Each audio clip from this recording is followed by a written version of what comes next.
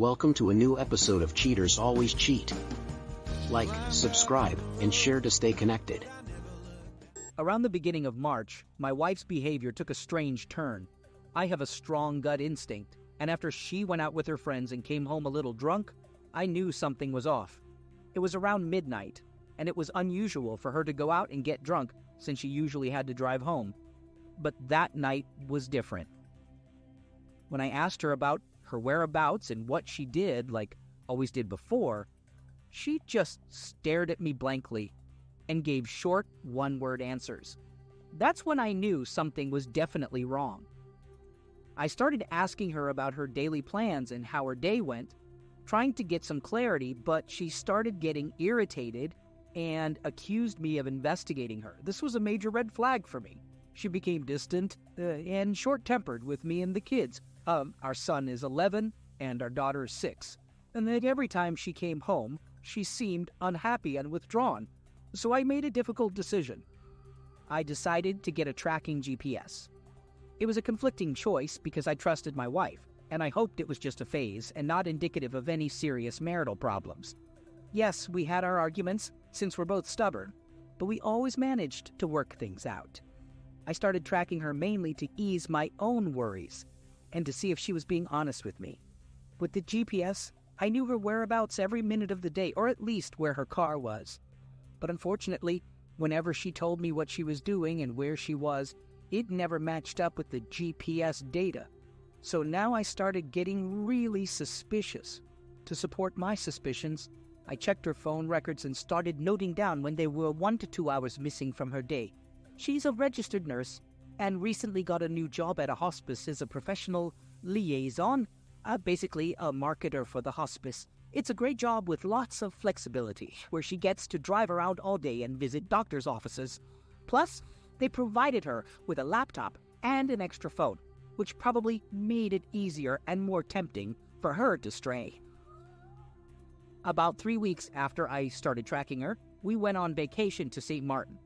I thought we needed some time away, just the two of us, without the kids, so we could reconnect. We hadn't been without the kids for 9 years. My best friend and his wife also joined us. I had an amazing time, but it felt like I was on vacation alone. I even approached my wife and told her how I felt, and she responded by telling me to stop acting like a jerk. She would never talk to me like that. The funny thing is, we had closeness the whole time. It was like we were young again. It was great. So after a week, we came back home on Sunday. Then Monday arrived. Monday, April 29th, 2013. We both went to work and I tracked her once again. Around 3 o'clock in the afternoon, I noticed she parked in the same place she had been before, near a mall. She left around 6. When she came home, she quickly wanted to go to bed. I suggested having closeness, but she just rolled over and said she was tired. The next day, I was taking my son to lacrosse practice around 6 p.m. I texted her and she said she was going to take our daughter to dance at around 6 o'clock. However, while watching the GPS, I saw her going to a house instead. My stomach sank. This was it, I thought. I quickly found someone to watch my son and rushed straight to that location. My mind was racing, not knowing what to expect. I pull up to the location and spot my wife's car parked next to another one. I park down the block and quietly make my way to the front of the house. I try to open the door, but it's locked. I peer through the windows and everything seems quiet. My stomach sinks once again. I was hoping it was just her friend's house or something innocent like that. Until now, I still had doubts that I was going crazy or being overly paranoid. I didn't want to believe that my wife could betray me. I trusted her. And if she found out I was tracking her, it could ruin our relationship. I move around the house and head towards the back door. Slowly, I turn the handle and the door opens. I step into the hallway and hear music coming from a closed door. I brace myself and forcefully push the door open. It slams shut in my face, probably because the guy was standing behind it and heard something. Without hesitation, I kick the door in and it breaks off the hinges, falling on the guy. In that instant, my world crumbles. They are both standing by the bed, naked, and I immediately put the man in a headlock. I start pushing him forcefully, while my wife is in the background screaming, "David, stop! David, stop!" I looked at her and asked, "How could you do this to me?" I told her that I knew it was happening. The man bit my fingers, so I had to let go. I live in Pennsylvania, and when he ran down the hallway, I knew he was going to grab a tool. I got up and quickly left the house. I hopped into my car, and the man came out of the house naked, holding the tool and pointing it at me. It was unbelievable. I was trembling with fear. I drove home in a state of hysteria, crying and shaking the whole way. Later that night, she came home, and we both cried and apologized to each other. It was a sad scene. She showed a lot of remorse for the first 2 days, but then something strange happened. She started becoming angry and unapologetic. How could she do that? What have I done? During our conversation, she claimed I knew that I had been mentally manipulating her and being really me. I'm not a perfect husband or man, and yes, I work in construction and sometimes use curse words. But the accusations of me threatening to destroy and slap her were too much. I might have said some mean things on occasion, but never with the intention of being hurtful. She let it build up to the point where she distanced herself from me, and even talking to me became too much for her. She never approached me honestly to let me know that something was wrong. I sensed that something was off, but I didn't realize it was this serious. I always tried to stop the arguments and would ask why she was being difficult. I felt like I did everything I could to make things right when we argued, but she was unreceptive. This has been going on for more than 2 months. It takes effort from both of us, but I understand that we can work on our marriage. I asked her, and we went to counseling twice because I genuinely want to make this marriage work. I want it to be good for me, for her, and for our children. Her background includes a broken family where her mother cheated on her father. She's still living with the person she cheated with. On the other hand, I come from a family that values loyalty and love, where marriages last and people are committed to working through challenges, knowing it makes them stronger and better individuals. Quitting has never been an option for us, but right now, she has taken on a what's the use attitude and wants out. She's not even giving me a chance to improve things, even though I've been trying all along. It's incredibly heartbreaking, and I feel like I'm falling apart inside. I'm usually a strong person, but this is shaking me to my core. I have always been loyal and stood by her through thick and thin, in sickness and in health, and this is the gratitude I receive. No respect for me, no respect for herself, nothing. She never considered all that we had together, including our wonderful children, whom we raised with so much love and care. They are going to be devastated because of this. She wants to end things with the help of a mediator, but I still want to keep my family together. It's been 3 weeks now, and I believe she's still involved with this man, or whoever he is. She claims she had no intentions of being with him because he's married and said he would leave his wife. However, after reading their emails and seeing the pictures they exchanged, it's clear that they did have plans. I can't believe this is actually happening. She's living in a fantasy world right now and is willing to throw away everything with just a signature. I don't give up easily, unlike her. It's hard for me because I still love her deeply. We've lost the ability to communicate, and resentment has taken hold. She's so consumed by anger that she can't even have a proper conversation. It's difficult to continue living together when she ignores me and acts like I don't exist. I'm devastated. I don't want a divorce, but I can't keep being treated this way. Any thoughts or advice would be appreciated. I have to admit, I've done a lot of stupid things in the past 2 weeks. My emotions are all over the place. I begged, I got angry, and called her names. I took all her belongings and threw them on the front lawn, along with a sign saying my wife had an affair. I even called her workplace, although she didn't get fired. She might if I call again. I said hurtful things like wishing she would get a terminal illness and I wouldn't attend her funeral. But I also told her that I love her, and I texted everyone, letting them know about the affair. That last one happened on the second day after everything happened. I was hurting, you know? Can you blame me? Seeing the person you love do this to you is like a punch in the gut. I know she's sorry and she's hurting too. I just don't want her to get hurt again, and honestly, I'm worried about her. I'm fine with either outcome, but I at least want a chance to fight for our relationship. Call me crazy, but I don't want to give up without putting up a fight. That's just who I am. Well, I decided to call her workplace because they provided her with a company phone and laptop, which she used to carry out this affair instead of using her own, which I knew about. I'm not unstable, just really angry. I believe God was looking out for me that night because I didn't have any weapons with me. I usually carry one, but that day I didn't. It's funny because if I did have one, this whole situation probably wouldn't have happened, and we wouldn't be having this conversation. But let's get serious here.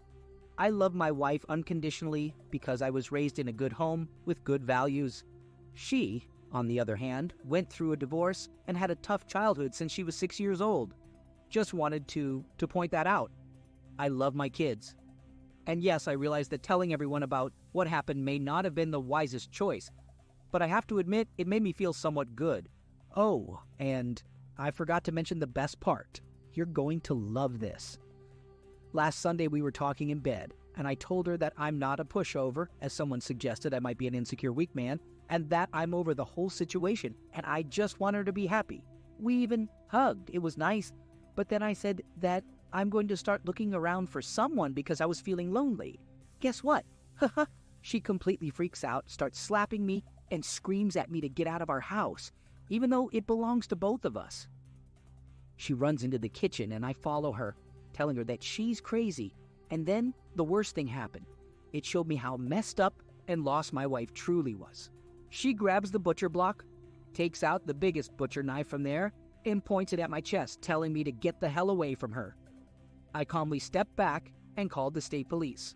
The long story short, I could have had her arrested and sent to jail, but I decided to let it go. Now I'm worried about my children and myself. What will happen next? You see, my actions aren't the actions of a man who's losing it. No, my friend. I'm just witnessing my wife make all the so-called right moves. I really want her to snap out of it. But folks, I have all my evidence lined up. Oh, and yes, his wife knows about the affair, as well as his mom and his employer. Update. Well, I have to say that the whole butcher knife incident really hurt. I mean, up until that point, it was already painful dealing with the aftermath of an affair. But when I looked into her eyes and saw how far gone and messed up she had become after all these years of happiness together, it was truly devastating. She claimed that I mentally manipulated her and constantly threatened to slap and destroy her, which was a complete lie. And then to have her actually threaten me like that was just too much. I might even consider getting a protection from PFA order, although it feels like twisting the knife at this point.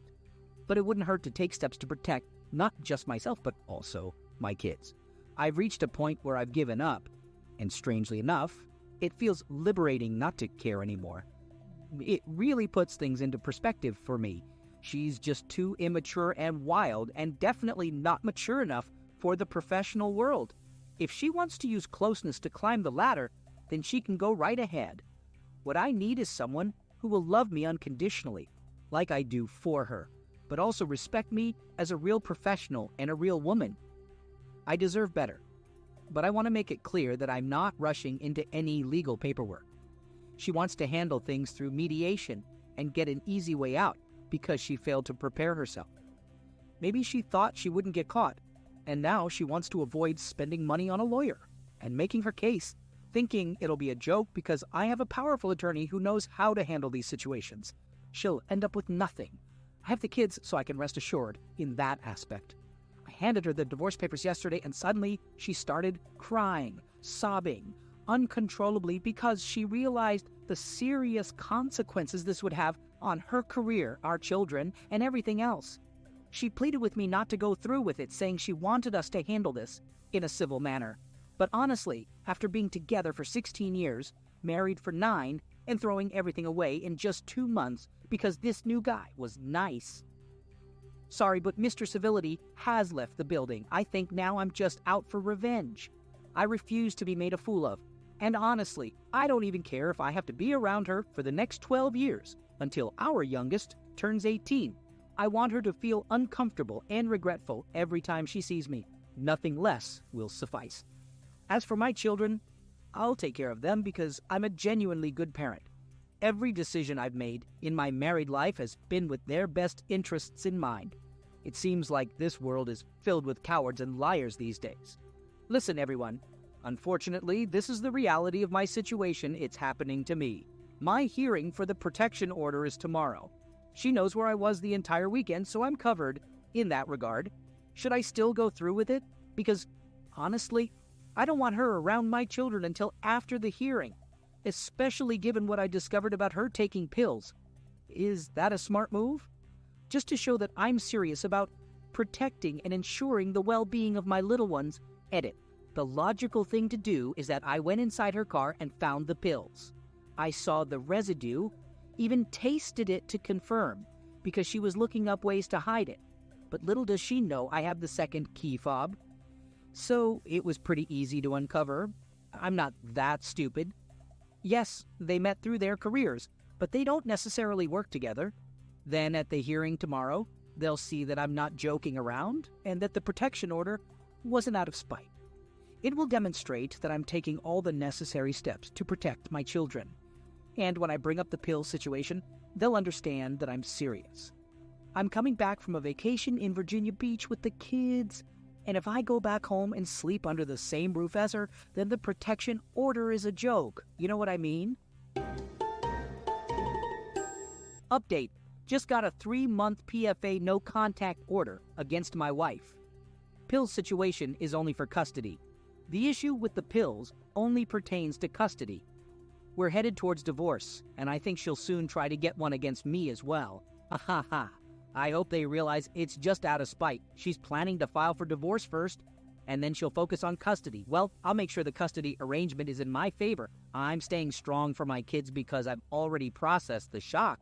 We initially said we would handle everything outside of court because she has no idea about the damaging information I have. If she knew, her chances would disappear. Now she's acting nice, but I don't want her to suddenly turn around and claim full custody, which she probably will. Can't trust her.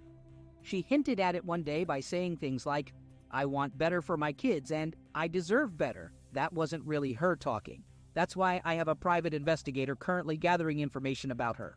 If I find evidence of her pill use, I'll file for custody. Now I have to wait and be patient. At least I have an insurance plan just in case. Well, here I am a month and a half later, thinking my world was destroyed by this woman who ruined my family and me. But you know what? Screw it. You can't hold on to something that doesn't want to stay. And I keep discovering more messed up things. I put down my guard, called off the private investigator today, and filed for divorce. Initially, I told her that if she wants to end it, she should file. But nope, she's showing no sign of taking any responsible action in this matter, so I took the lead. It feels good to be in control again, and this time it's totally in my favor and my children's favor. I'm doing what I have to do, because honestly, she's been using my benefits to engage in reckless behavior, and that's going to end. I have a beautiful townhouse that I'm moving into on July 7th, and I'm really looking forward to it. And you know what? Among all of us in this thread, I've been talking to so many women, it's insane.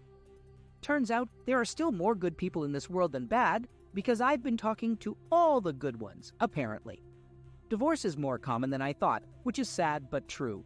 There are so many people out there who have been hurt, while the other half seems to be evil. But you know what they say, karma is a bitch. Now that I'm taking the necessary steps to end this and regain my sense of manhood, I feel amazing. Time alone doesn't heal, it's what you do with that time that truly matters. And this realization has made me stronger than ever. We can definitely move past all this nonsense. My focus now is on my children, and they know how much I love them. I'll always be their daddy, and I'll always be there for them, no matter what. Remember, living well is the best revenge. Wish me luck.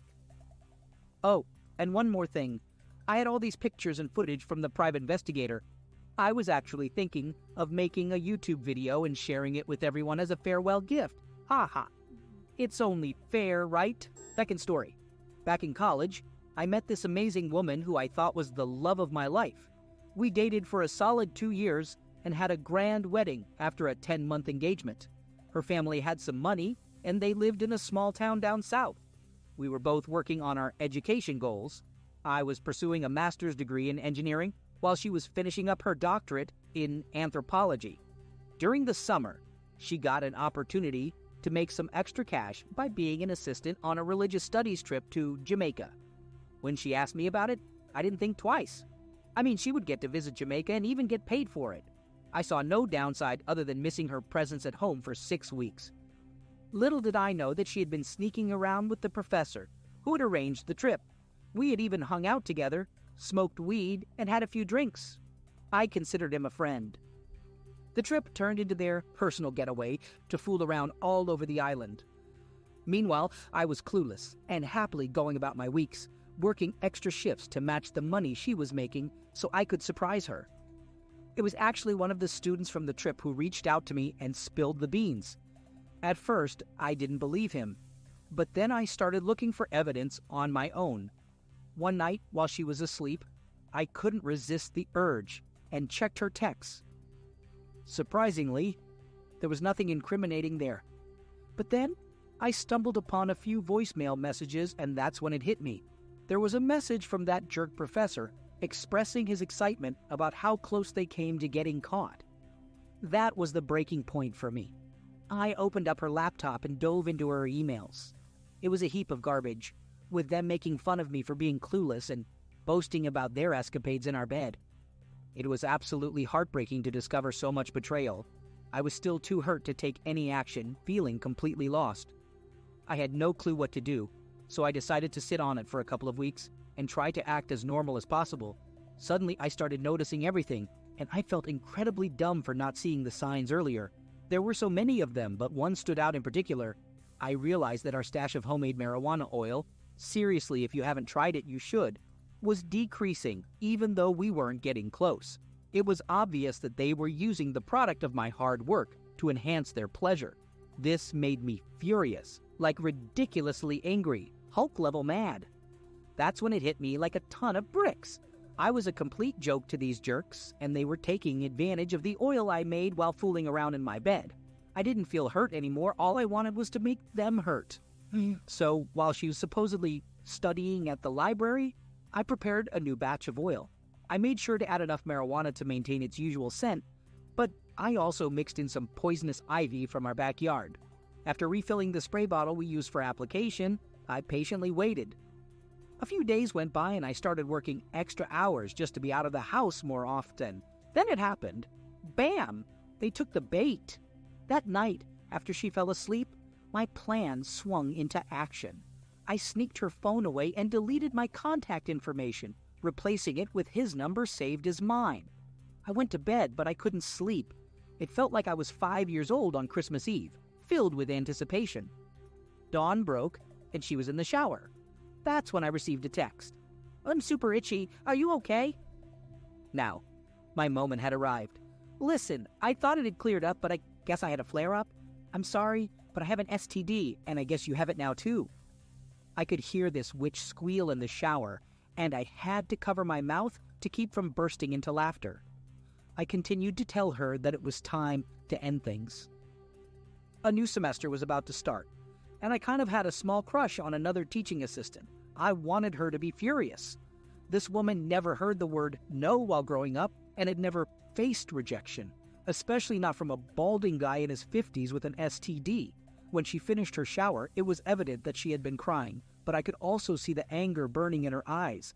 She seemed so uncomfortable, squirming at the table, sipping her coffee and pondering the situation. She needed another little push. In response to her lengthy messages filled with anger and sadness, I simply said, "Thanks for the good times, but let's keep this between us. I don't want to ruin my chances with someone else." She was now boiling with rage. Without even saying goodbye, she grabbed her keys and stormed out the door, and I knew exactly where she was heading. I fired up her laptop and initiated a reformat, wiping out her dissertation and any related notes before trailing her to the campus. I parked a couple of lots away and hurried to his office, where I found her yelling at him for giving her an STD. There were a bunch of people there, professors, assistants, students, and other staff. It was both painful and satisfying to witness. He was beyond embarrassed and utterly confused, while she was ugly, crying in front of her peers. I felt like I was in heaven. I didn't even care if people thought I had the STD too. The aftermath was catastrophic within their department. He ended up losing his job due to a breach of the university's code of conduct. We got divorced the following year. State law required a full year of separation before granting a divorce. Fortunately, I managed to retain most of our assets, mainly our savings. It wasn't a huge amount, but I had worked hard for it. She never completed her doctorate and ended up becoming a perpetually pregnant housewife who sells Herbalife on Facebook. As for him, he now teaches at a high school. It took a few years for everything to unfold, but witnessing it all was absolutely glorious.